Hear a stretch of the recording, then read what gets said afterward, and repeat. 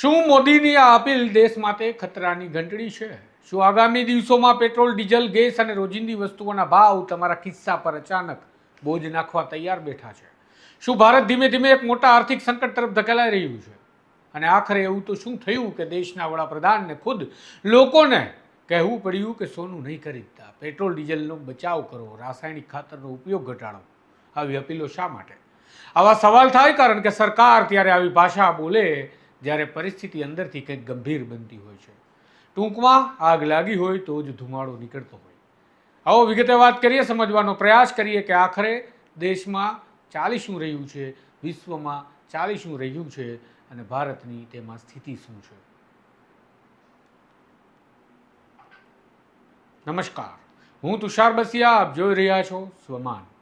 દુનિયાની રાજનીતિમાં થયેલી એક મોટી અથડામણ હવે ભારતના રસોડા, પેટ્રોલ પંપ, ખેડૂતોના ખેતરો અને સામાન્ય માણસના કિસ્સા સુધી પહોંચી ગઈ છે. કારણ કે ઈરાન, અમેરિકા અને ઇઝરાયલના યુદ્ધ બાદ હોર્મુઝ સ્ટ્રેટ બંધ છે. હોર્મુઝ સ્ટ્રેટ નામનો આ સમુદ્રી માર્ગ આખી દુનિયાની ઉર્જા વ્યવસ્થાની જીવાદોરી છે તેવું માનવામાં આવે છે. કેમ કે દુનિયાનો લગભગ 25% સમુદ્રી તેલનો વેપાર અને લગભગ 20% એલએનજી ગેસ એટલે કે લિક્વિફાઈડ નેચરલ ગેસનો વેપાર આ રસ્તા પરથી થાય છે. દરિયાનો આ રસ્તો છે. અને જ્યારે અમેરિકા, ઇઝરાયલ દ્વારા ઈરાન પર થયેલા હુમલાઓ અને ત્યારબાદ ઈરાને હોર્મુઝ સ્ટ્રેટને જે રીતે બંધ કર્યો, જેનાથી આખી દુનિયાના બજારોમાં ભયનો માહોલ સર્જાયો છે. કારણ કે જો હોર્મુઝમાં તણાવ વધે તો સૌથી પહેલા અસર એ દેશો પર પડે જે ઉર્જા માટે આયાત પર આધારિત છે, એટલે કે ઓઇલ ગેસ ઇમ્પોર્ટ કરતા દેશ, જેમાં ભારત પણ છે. અને ભારત ઇમ્પોર્ટની લાઇનમાં ખૂબ આગળ પણ છે, એટલે સ્વાભાવિક છે કે ભારત પ્રભાવિત થવાનું. જોવા જઈએ તો ભારત આજે પોતાની જરૂરિયાતનું લગભગ 89% ક્રૂડ ઓઇલ આયાત કરે છે. એટલે કે આપણે જે પેટ્રોલ ડીઝલ વાપરીએ છીએ તેના મોટા ભાગનો હિસ્સો બહારના દેશોમાંથી આવતા કાચા માલમાંથી બને છે. અને હવે આંકડાઓ જુઓ તો સ્થિતિ કેટલી ગંભીર છે એ સમજાશે. ફેબ્રુઆરી સુધી જે ક્રૂડ ઓઇલનો ભાવ $62 પ્રતિ બેરલે હતો, એ થોડા જ અઠવાડિયામાં યુદ્ધના કારણે વધીને $113થી $126 પ્રતિ બેરલ સુધી પહોંચ્યા. આ બાબતને સમજાવતા અર્થશાસ્ત્રીઓ કહે છે કે ક્રૂડના ભાવમાં પ્રત્યેક $10નો વધારો ભારતના વાર્ષિક આયાત બિલ પર લગભગ 13થી 14 હજાર કરોડ રૂપિયાનું વધારાનું ભારણ નાખે છે. 13થી 14 હજાર કરોડ. હવે સીધી ગણતરી કરીએ, જો $70થી $126 સુધી ભાવ ક્રૂડનો જતો રહે તો ક્રૂડનો ભાવનો તફાવત $56નો વધારો થાય. અને ભારત દર વર્ષે અંદાજે 1.8 બિલિયન બેરલ જેટલું ક્રૂડ ઓઇલ આયાત કરે છે. એટલે દેશ પર વધારાનું $100 બિલિયન વધુના ભારણનો અંદાજ મળે. અને જો ભારતીય રૂપિયામાં કહીએ તો આશરે 8થી 9 લાખ કરોડ રૂપિયાનો વધારાનો ખર્ચ ભારતના ખિસ્સામાં આવે, ભાગમાં આવે. આ થઈ પ્રારંભિક વાત. હવે સમજો કે મોદીએ પેટ્રોલ બચાવો એવી અપીલ કેમ કરી? તો કારણ એ છે કે જેટલું વધુ પેટ્રોલ ડીઝલ વપરાશે એટલું વધુ ક્રૂડ ઓઇલ ભારતમાં આયાત કરવું પડશે, અને જેટલું વધુ ભારત આયાત કરશે એટલા વધુ ડોલર ભારતને ચૂકવવા પડશે, એટલે એ ડોલર ભારત દેશમાંથી બહાર જશે. એટલે સીધી અસર રૂપિયા અને ફોરેક્સ રિઝર્વ પર પડશે. ધ્યાનથી સમજજો, સોનું હોય, ક્રૂડ ઓઇલ હોય, ગેસ હોય, ખાવાનું તેલ હોય, ખેતી માટે વાપરતું રાસાયણિક ખાતર હોય, આ બધું જ ફોરેક્સ રિઝર્વ પર અસર કરે છે. તો ભારતના ફોરેક્સ રિઝર્વની વાત કરીએ, હાલમાં લગભગ $703 બિલિયન આસપાસનું ભંડોળ ફોરેક્સમાં હોવાનું માનવામાં આવે છે માધ્યમોના અનુસાર. આ સ્થિતિમાં અર્થશાસ્ત્રીઓની ચેતવણી પણ છે કે જો લાંબા સમય સુધી મોંઘું ક્રૂડ ઓઇલ ભારતને ખરીદવું પડે છે તો ફોરેક્સ રિઝર્વ એટલે કે વિદેશી કરન્સીના સ્ટોક પર ભારે દબાણ આવે. જો આવું થાય તો ભારતનો રૂપિયો ડોલર સામે વધુને વધુ નબળો પડે. અને આ સ્થિતિમાં જો રૂપિયો નબળો હજુ પડે તો પછી માત્ર પેટ્રોલ ડીઝલ જ નહીં પરંતુ દરેક ચીજ વસ્તુની આયાત પણ મોંઘી પડે. આખો વિડીયો તમે જો ધ્યાનથી સમજજો એટલે એ તમને સમજાય કે આપણે કઈ સ્થિતિમાં છીએ અને મોદીએ કેમ અપીલ કરી હતી. તો હવે સૌથી મહત્વનો મુદ્દો, મોદીએ સોનું નહીં ખરીદ્યું એવી પણ વાત કરી, એવું કેમ કહ્યું? તો સોનાની બાબતમાં પણ ભારત દુનિયાનું સૌથી મોટું ઇમ્પોર્ટર એટલે કે આયાત કરનારો દેશ છે, બીજા નંબરનો. એટલે કે ભારત વિશાળ માત્રામાં સોનું પણ આયાત કરે છે. આંકડામાં ભારત દર વર્ષે અંદાજે 700થી 900 ટન સોનાની આયાત કરે છે અને તેના પર $40થી $45 બિલિયન જેટલો ખર્ચ થાય છે. એટલે એક બાજુ દેશ મોંઘું ક્રૂડ ઓઇલ ખરીદવા માટે મજબૂર છે, ઊંચા ડોલરે ભાવથી આપણે ખરીદી રહ્યા છીએ, જેથી વિદેશી ભંડોળની જે તિજોરી છે એ ખાલી થઈ રહી છે ફટાફટ. તો બીજી બાજુ જો લોકો મોટી માત્રામાં સોનું આ જ પ્રમાણે ખરીદતા રહે અને તો ડોલર પણ વધારે ચૂકવવા પડે, એટલે કે વધુને વધુ ડોલરની જે આપણી તિજોરી છે એના તળિયા ઝાટક થઈ જાય. અને એ જ કારણ છે કે મોદીએ સીધો સંદેશ કદાચ આપ્યો હશે કે હાલ સોનાની ખરીદી બંધ કરો કે ઘટાડી દેજો. આમ ટૂંકમાં સરકાર માટે અત્યારે સૌથી મોટી ચિંતાનો વિષય છે ફોરેક્સ રિઝર્વને બચાવવું કેમ. અને હવે વાત કરીએ ઓઇલ માર્કેટિંગ કંપનીઓની, તો IOCL, BPCL અને HPCL જેવી કંપનીઓ જે પર અત્યારે ભારે જેના પર દબાણ છે તેવું કહેવાય છે. કારણ કે સરકાર રાજકીય નુકસાનીથી બચવા માટે ક્રૂડ ઓઇલ ભલે મોંઘું છે છતાં પણ પેટ્રોલના ભાવ તરત કે ડીઝલના ભાવ તરત વધવા દેતી નથી, જેના કારણે કંપનીઓને નુકસાન સહન કરીને પણ પેટ્રોલ ડીઝલના ભાવ બજારમાં સ્થિર રાખવા માટે મજબૂર બનવું પડે છે. કેટલાક માધ્યમોના અંદાજ પ્રમાણે માત્ર 10 અઠવાડિયામાં જ આ બધી કંપનીઓ પર લગભગ 1 લાખ કરોડ રૂપિયાનો બોજ આવી ગયો છે. એટલે સમજી શકાય કે દર મહિને અંદાજે 30,000 કરોડ રૂપિયા જેટલું નુકસાન આ કંપનીઓને સહન કરવું પડતું હશે. અને શેર બજારમાં પણ એની અસર દેખાય અને દેખાય જ રહી છે.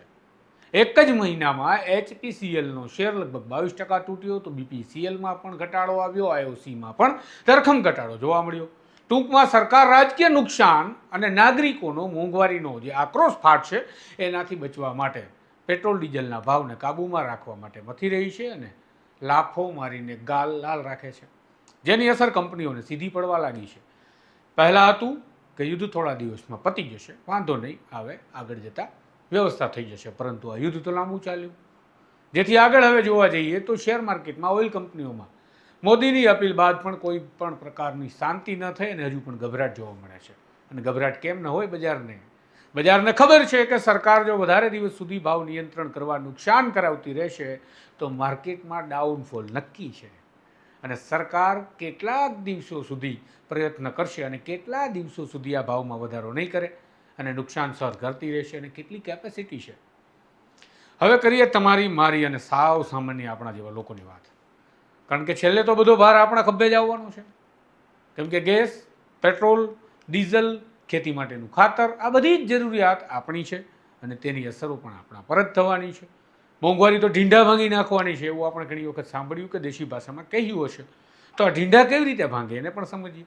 થોડી એકદમ જમીની વાતના 1-2 ઉદાહરણ લઈએ તો LPG એટલે કે રસોઈ ગેસની ભારતની લગભગ 60% જરૂરિયાત આયાતથી પૂરી થાય છે, ઇમ્પોર્ટ, અને તેમાં મોટો હિસ્સો હોર્મુઝ સ્ટ્રેટ સાથે જોડાયેલો છે. એટલે તો હોર્મુઝ બંધ થતાની સાથે જ ગેસના બાટલાની અછત થઈ, ગેસની મર્યાદા વધારી ઘટાડી દેવામાં આવી, કાળા બજાર થઈ રહ્યા છે તેવા સમાચારો આપણી સામે આવવા લાગ્યા. ભલે હજી સરકાર કહે છે કે કોઈ ચિંતા નથી ભારતને, ટૂંકમાં તમે તમારે મોજ કરો, ભારતને ક્રૂડ ઓઇલ અને ગેસના બધું જ પૂરું રેગ્યુલર મળે છે.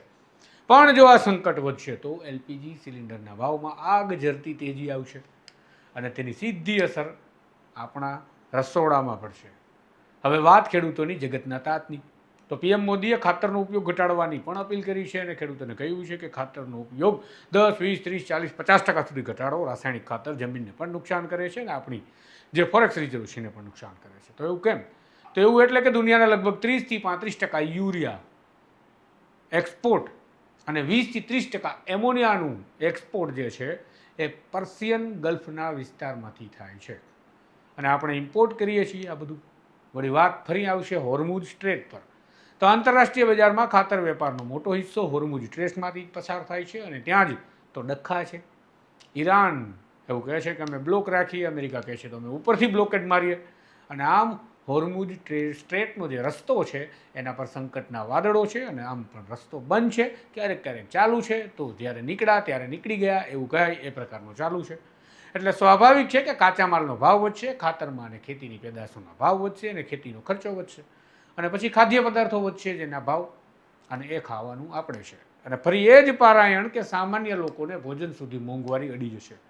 એટલે આ સંકટ માત્ર પેટ્રોલ પંપ સુધી સીમિત નહીં રહે કે નથી, પરંતુ રસોડાથી લઈ અને ખેતર સુધી તેની અસર પહોંચવાની છે. એટલે કે માનવામાં આવે તો PM મોદીનું આ ભાષણ માત્ર દેશવાસીઓ માટે અપીલ જેવું નથી, એ એક આર્થિક સંકટનું એલર્ટ પણ હોઈ શકે. કારણ કે જ્યારે કોઈ વડાપ્રધાન ખુદ લોકોને બચત કરવા, નિયંત્રણ કરવા, આયાત ઘટાડવાની વાતો કરવા લાગે ત્યારે તેનો અર્થ હોય છે કે સરકારને આગળનું જોખમ હવે દેખાવા લાગ્યું છે. આપણે કહીએ છીએ ને ભાળી ગયા એવું. હજુ આપણે પેટ્રોલ ડીઝલમાં વધારે વાંધો નથી, બાકી કેટલાક દેશોએ તો પહેલાંથી જ ફ્યુઅલના રેશનિંગની શરૂઆત કરી દીધી છે. બાંગ્લાદેશે પણ ઈંધણ બચતના પગલાં લીધા છે. શ્રીલંકાએ ઓફિસોના દિવસો ઘટાડી નાખ્યા છે. પાકિસ્તાન જેવો દેશ પણ ઉર્જાના નિયંત્રણ માટે હવે મથવા લાગ્યો છે લાંબા સમયથી. અને ભારત છે જે હજુ સુધી મેનેજ ક્રાઇસિસમાં સ્થિતિ સંભાળવાનો પ્રયાસ કરી રહ્યો છે, જેને રાજકીય નુકસાની ન જાય તેના માટેનો પ્રયત્ન પણ કહેવામાં આવે છે, પરંતુ આપણે માનીએ કે દેશ માટેનો આ પ્રયત્ન છે. પરંતુ આખરે સવાલો એ છે કે જો મધ્ય પૂર્વમાં યુદ્ધ વધે છે અથવા તો હજુ પણ આ યુદ્ધ લંબાતું રહ્યું કે બીજા કોઈ પણ દેશ યુદ્ધમાં ઝંપલાવી પોતાની બહાદુરી બતાવવા જાય છે, તો શું ભારત આર્થિક આફતોથી બચી શકશે ખરું? શું પેટ્રોલ, ગેસ અને રોજિંદા જીવનનો ખર્ચ અચાનક આપણા પર વધી જશે તો સરકાર રાજકીય નુકસાનીથી બચી શકશે ખરા? ટૂંકમાં આપણા આક્રોશથી. અને શું મોદીનું આ ભાષણ આવનારા આર્થિક તોફાન પહેલાં દેશને આપવામાં આવી ચેતવણી છે કે સામાન્ય બાબત છે? તમારું શું માનવું છે બધું જ કમેન્ટમાં જરૂરથી જણાવજો. ચેનલને સબસ્ક્રાઇબ કરજો જેથી આવા જ એનાલિસિસ હું આપના સુધી પહોંચાડતો રહીશ. નમસ્કાર.